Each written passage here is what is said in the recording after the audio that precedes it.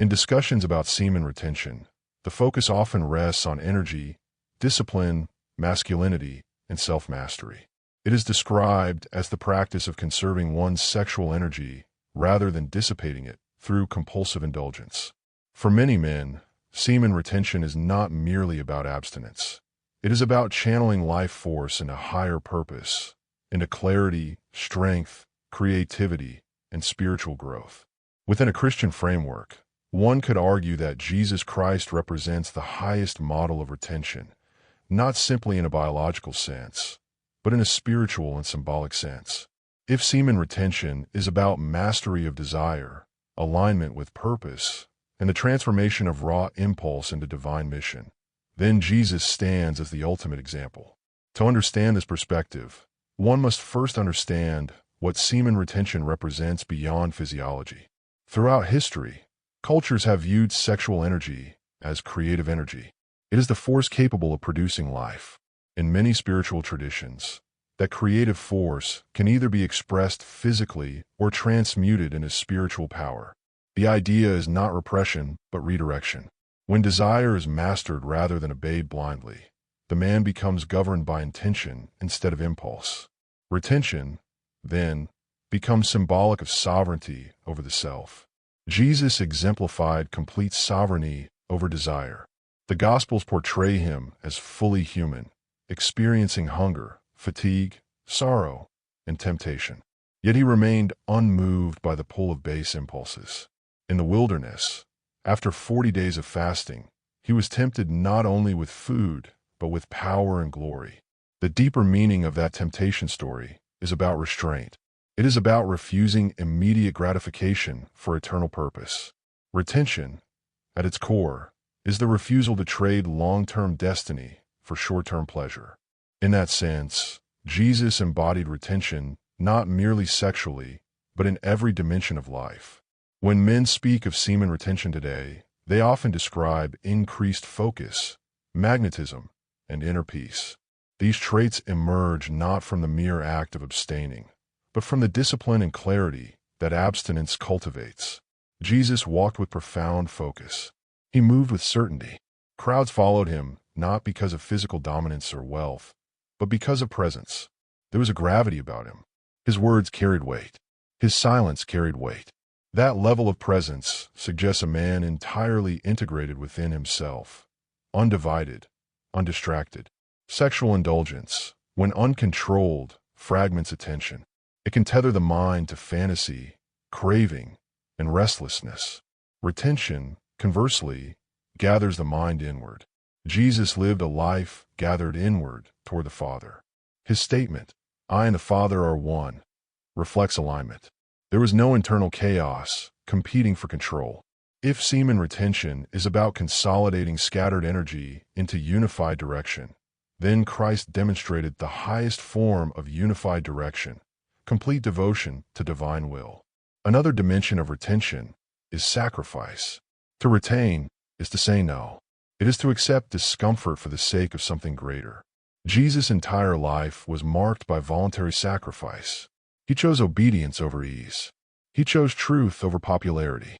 He chose the cross over escape.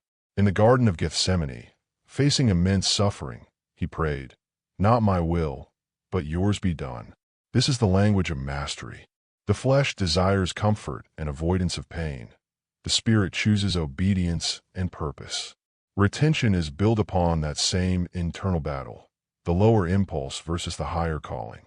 Modern discussions about semen retention sometimes drift into pride or superiority, as if abstinence alone confers greatness. Yet Jesus' example reveals that retention without love is empty. His strength was always paired with compassion. His discipline was inseparable from service. He did not conserve energy for ego, but for mission. The energy he carried flowed outward in healing, teaching, restoring, and uplifting others. In this way, retention becomes meaningful only when directed toward contribution. There is also the theme of purity. In biblical language, purity does not merely refer to sexual abstinence. It refers to undivided devotion. Blessed are the pure in heart, for they shall see God. A pure heart is not double-minded. It is not enslaved by compulsions. It is transparent and aligned. Semen retention, in its spiritual dimension, seeks that same purity, a state where desire is not tyrannical, but integrated into a higher order. Jesus exemplified purity not because he was devoid of humanity, but because his humanity was perfectly ordered. Furthermore, Jesus demonstrated that true strength is quiet. In contemporary culture, masculinity is often measured by conquest, sexual conquest, financial conquest, social conquest. Retention challenges that model by suggesting that the most powerful man is not the one who indulges every desire, but the one who can restrain them.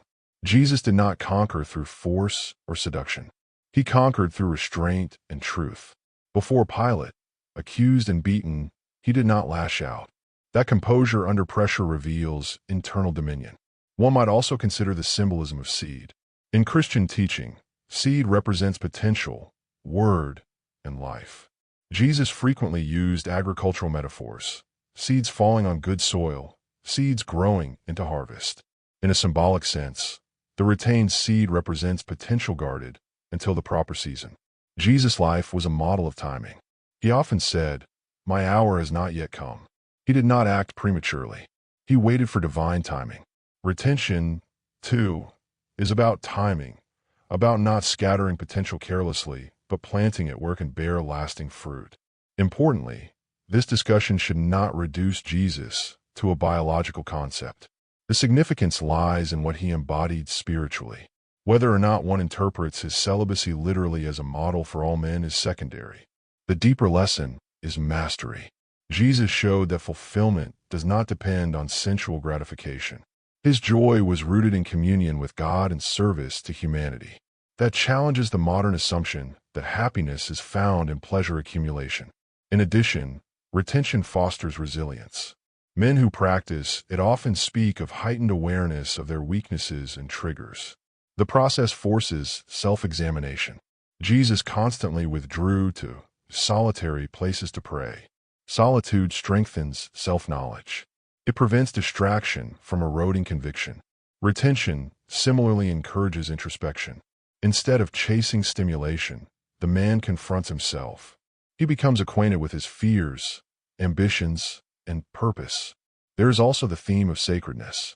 When something is sacred, it is treated with reverence.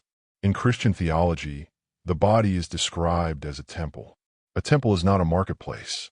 It is not a place for chaos. It is a dwelling place for divine presence. Viewing one's body as sacred transforms how one handles desire. Retention then becomes not suppression, but reverence, an acknowledgement that life-creating power is not trivial. Critics may argue that sexual expression within marriage is honorable and blessed in Christian teaching, and that is true. Retention does not necessarily mean lifelong celibacy. Rather, it means disciplined stewardship. Even within marriage, self-control remains essential. Jesus' example of restraint underscores that power is safest in the hands of those who can govern themselves. The issue is not sexuality itself, but its mastery. Subscribe and like the video. Another striking quality of Jesus was his clarity of mission. From early on, he spoke of being about his Father's business. That clarity prevented drift. Men often lose direction when dominated by appetite. Retention can serve as a training ground for focus. Each moment of resisting impulse strengthens resolve. Over time, resolve builds identity. Jesus' identity was unshakable because it was rooted beyond impulse, rooted in divine calling. Furthermore, retention can cultivate humility. When a man confronts his desires honestly, he recognizes his vulnerability. Jesus empathized with human weakness while never succumbing to it. He extended grace rather than condemnation. A disciplined man who understands his own battles becomes less judgmental of others. Strength balanced with compassion mirrors Christ-like character. There is also the dimension of sacrifice for love. Jesus' ultimate act was giving himself for others. Retention can be reframed as an act of love, for one's future, for one's spouse, for one's calling. By refusing to scatter energy recklessly, a man preserves his capacity to give fully when the time is right. Love requires reserves. It requires strength. Jesus had strength because he was not dissipated. In a broader spiritual sense, semen retention can symbolize resurrection. The seed, when buried in the ground, appears to die before it rises into new life.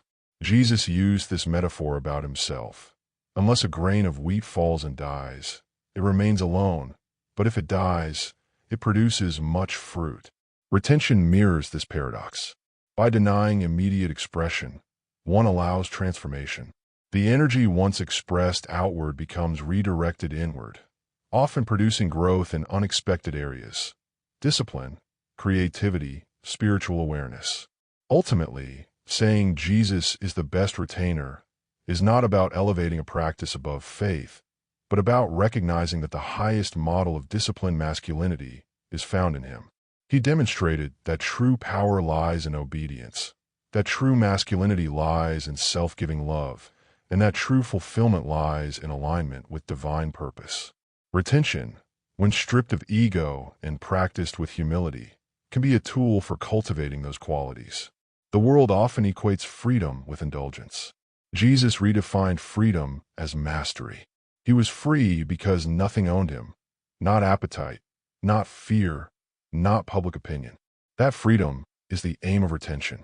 It is the freedom to choose rather than react, to build rather than consume, to serve rather than exploit.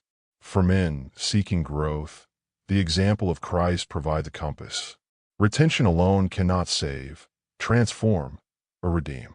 But discipline guided by spiritual vision can refine character.